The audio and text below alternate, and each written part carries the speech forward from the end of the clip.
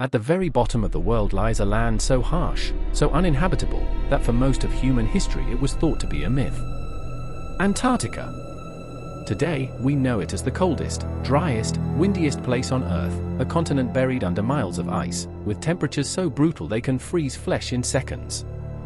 On the surface, it seems like the last place on Earth worth fighting over, let alone hiding secrets. And yet, for centuries, whispers have spread that beneath its icy shell lies something extraordinary. Ancient maps that shouldn't exist. Expeditions that vanished. Classified files governments won't release. Scientists who saw too much and were silenced. It's as though Antarctica is less of a continent and more of a vault, holding secrets about humanity's past, and maybe its future, that we're not supposed to know. And if the stories are true, Antarctica may not be the barren wasteland we think it is, but rather the last remnant of a lost world.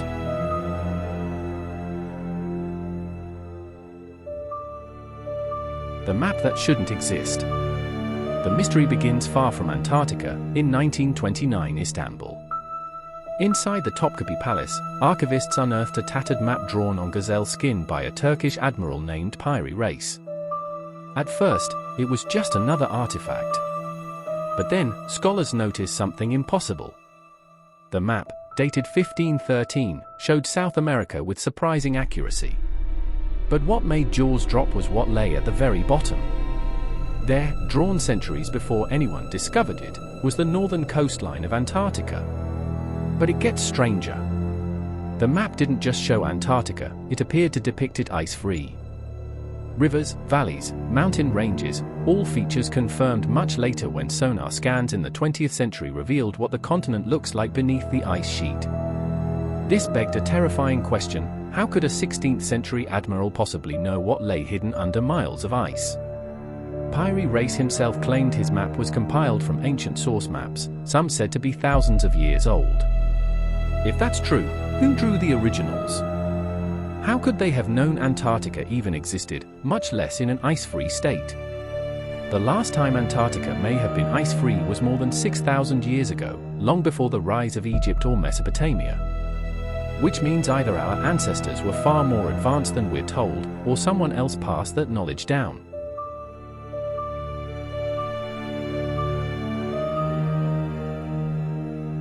For centuries, explorers chased legends of a great southern continent.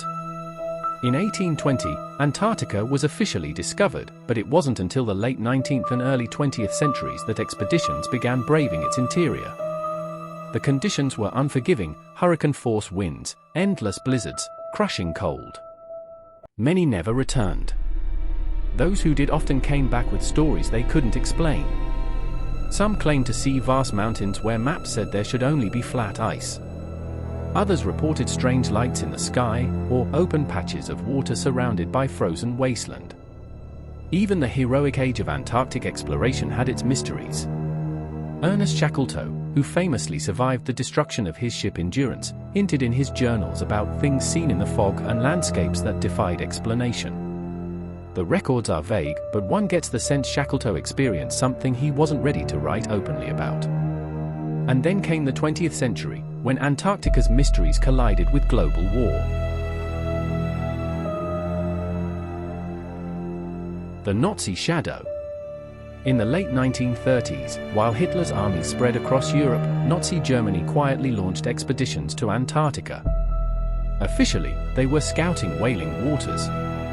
But declassified files revealed something stranger. The Nazis had staked a claim to part of the continent, calling it New Schwabenland.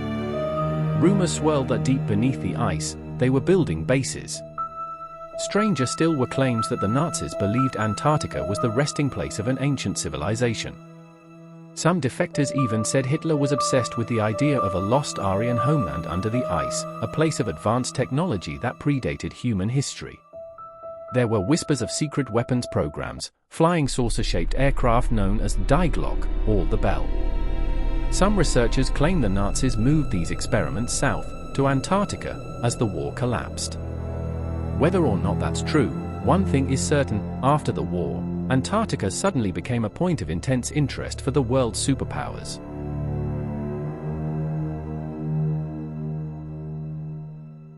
Operation High Jump. In 1946, the United States launched one of the largest Antarctic expeditions in history, Operation High Jump. Led by Rear Admiral Richard E. Byrd, it included 13 ships, 33 aircraft, and nearly 5,000 men. The official reason was scientific research.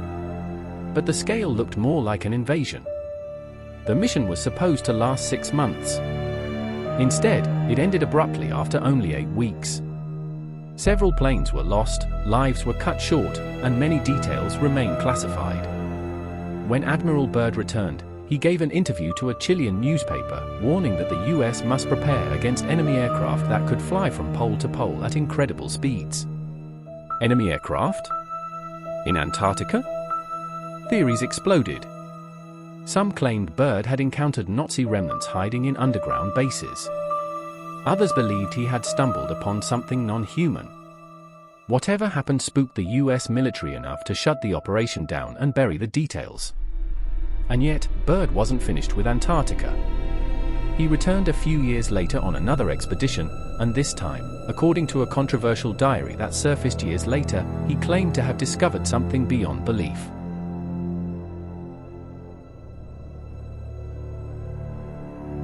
Ancient civilizations and forbidden history. Across world mythology, from the Greeks to the Hindus to the Mayans, there are stories of a lost world, Atlantis, Lemuria, Shambhala, civilizations of great knowledge destroyed by cataclysm. What if Antarctica is their final resting place? Geologists believe Antarctica once sat in a temperate zone, covered in forests.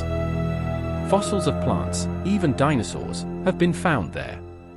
If it was once warm, could humans, or something like humans, have lived there long ago? Some fringe researchers believe Antarctica is the true Atlantis, buried not by myth but by ice. Others think survivors of a cataclysm may have retreated underground, waiting until the world was ready to rediscover them. And here's where the theories take a darker turn.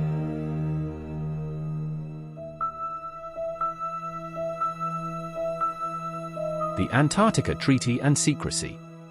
In 1959, more than a dozen nations signed the Antarctic Treaty, declaring the continent off-limits to military activity and closed to territorial claims.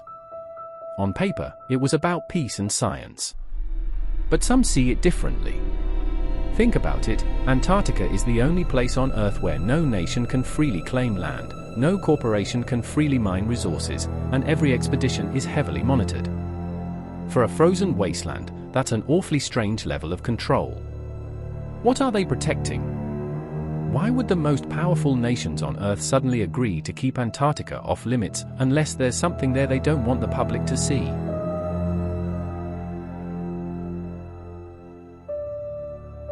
Modern mysteries and strange sightings. In recent years, Antarctica has continued to produce bizarre headlines.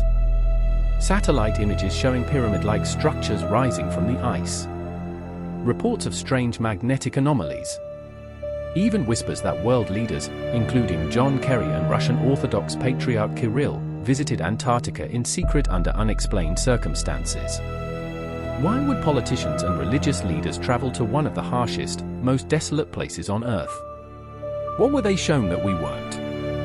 And then there are the whispers from whistleblowers, claims of vast ruins buried under the ice, of alien technology frozen in place, of governments keeping it secret because the truth would rewrite human history.